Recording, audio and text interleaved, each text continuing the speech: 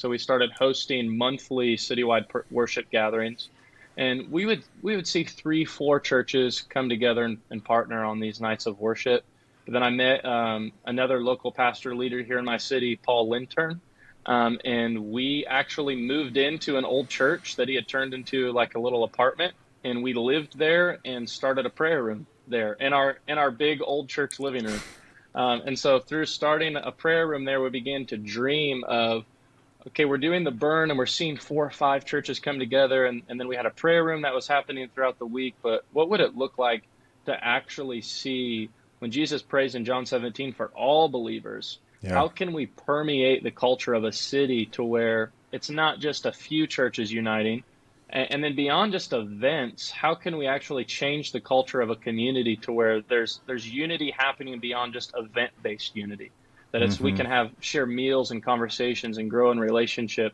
And so in 2019, we began to cast vision to other churches for this thing called the March of Prayer.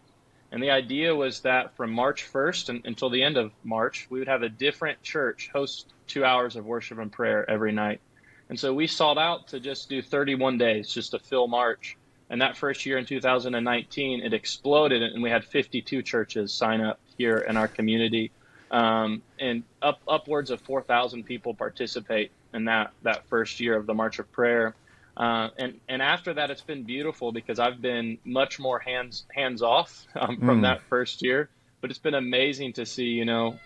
We just signed up for we're doing March 16th. Our Simple Church community is here, but to see 6 years later that it's still happening.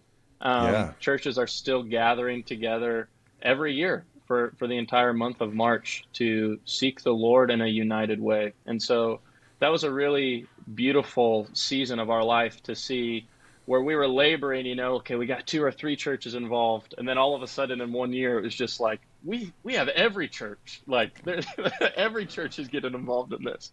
Wow. And so that was such a blessing and encouraging season of our life for sure. And God is still, I mean, stirring up those relationships and using them for the kingdom advancing in our city even today. How many churches are there even in Mansfield, Ohio? That's a small Oh, town, right? it's a small Relatively? town, but yeah, but it's funny because in the early 1900s, one of the logos of our city was the City of Churches. Oh, wow. In our county, I think there's upwards of 250 churches. Okay. I mean, just within 10 minutes of my house, there's probably 20 or 30 churches just Yeah. within 10 minutes of me. So small town, but heavily, heavily, heavily churched. Lots of Yeah. churches. But you said there was over 50 at one point Yeah. involved. Yeah. The first year we had 52 churches Yeah. involved in that first year. I think it was over 26 denominations. Mm. And what was really beautiful is there really was this cooperation of actually people going to other people's days. That's what I So was that's going to what we ask. didn't Yeah. know. That's what we didn't know at first. Is this just going to be like, each church's people just kind of goes to their night?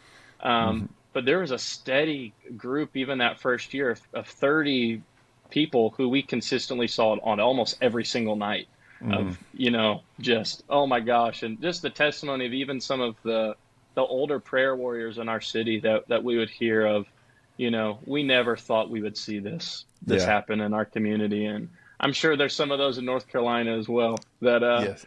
yeah, you talk with the older saints when God starts stirring stuff like this up and you realize, man, we're just reaping. We didn't Right. really but yeah, this is the fruits of their labor, man. And so yeah, Yeah. that's been cool. Yeah. Oh, that's cool. So you had 30 or so that were actually marching, so to speak, from church to Marching, church. actually,